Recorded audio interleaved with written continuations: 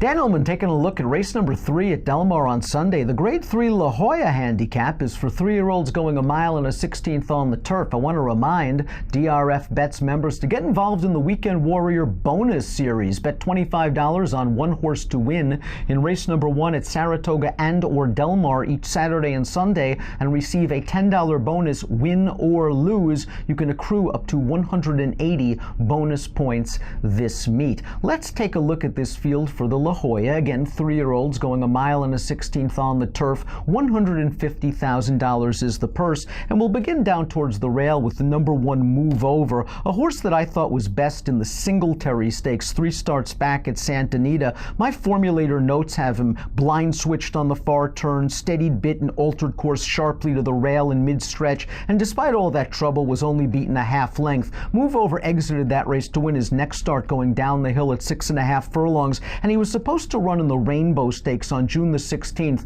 but he got sick and instead was rerouted to the Oceanside, and I wonder if he was just a short horse in the Oceanside, finishing behind Restrained Elegance, who we'll get to in a minute. I think Move Over can improve in his second start of the form cycle. With that last race under his belt, I would expect John Sadler to have him tighter this time around, and Move Over is an intriguing long shot candidate. It'll be interesting to see where he's positioned. It's a slow, short field, and the pace might be slow, and he kind of likes to come from out of it, so maybe he'll be up against it from a pace standpoint, but I wouldn't be surprised if he outruns his 6-to-1 morning line odds, pre-scratches and program changes. The horse to beat is the number 2 River Boyne. I've just been so impressed with this son of Dandy Man. He's won 4 of his last 5 races. The only loss came as the favorite over extremely yielding going in the Grade 2 American Turf at Churchill Downs. He rebounded from that race to win the Rainbow, and I know the Rainbow is only a 4-horse field and a weak field at that, but that's the way you're supposed to beat a weak field when you're a good horse like River Boyne.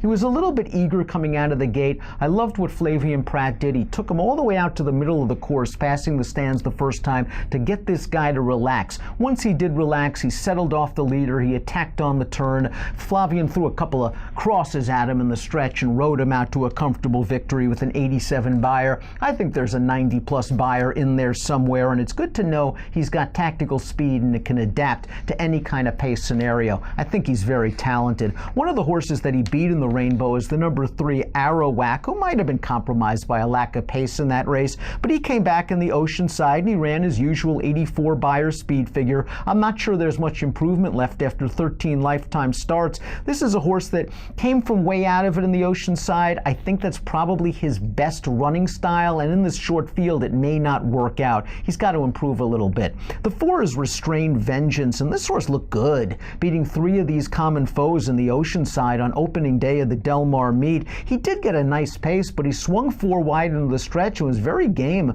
to run down a pretty talented Jerry Hollendorfer trained 3-year-old. His connections, they were very confident going into that race, despite the fact that Restrained Vengeance was dismissed at 11-to-1 by the betting public. Now, originally this horse was supposed to skip this race and wait for the Del Mar Derby. Supposedly he's doing so well that they have no choice but to run him in the La Jolla. It's nice to know he likes Del Mar, and he was on the lead 2 starts back. I think they want him off of the pace. That's why they took the blinkers off. We'll see if he has the same kick as River Boyne. Calix Minh is likely to be on the lead. Timeform US agrees with me as we throw up the pace projector. Calix Minh went fast early in the Oceanside. He kind of ran off for a little bit. He opened up a 4-length lead early before finally coming to hand on the backstretch. And what I liked about his effort is when he was being swamped at the top of the stretch, there was a brief second where I thought he'd end up finishing 6th or 7th, but he was still there fighting it out all the way down to the wire, and he lost by less than a length and a half. This horse has some ability, especially when he's allowed to shake loose on the lead. Now,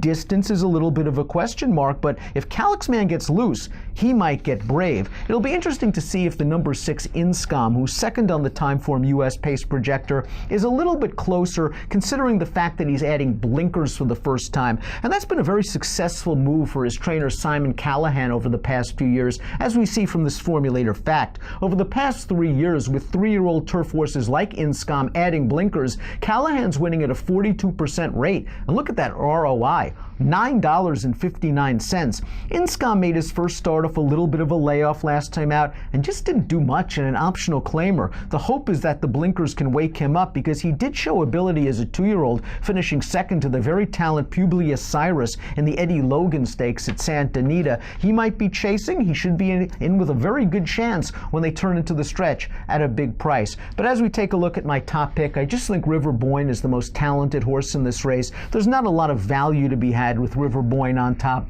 I'm going to go 2, 4, and 5 in the Grade 3 La Jolla Handicap at Del Mar on Sunday. Quick reminder to DRF Bets members only. You can play the Weekend Warrior Bonus Series, where you bet $25 on one horse to win in race number 1 at Saratoga and or Del Mar each Saturday and Sunday. And win or lose, you receive a $10 bonus. You can accrue up to 180 bonus points throughout the Saratoga and Del Mar meets. Approximate post time for the Grade 3 La Jolla Handicap, race number 3 at Del Mar on Sunday, 3 o'clock Pacific. Best of luck.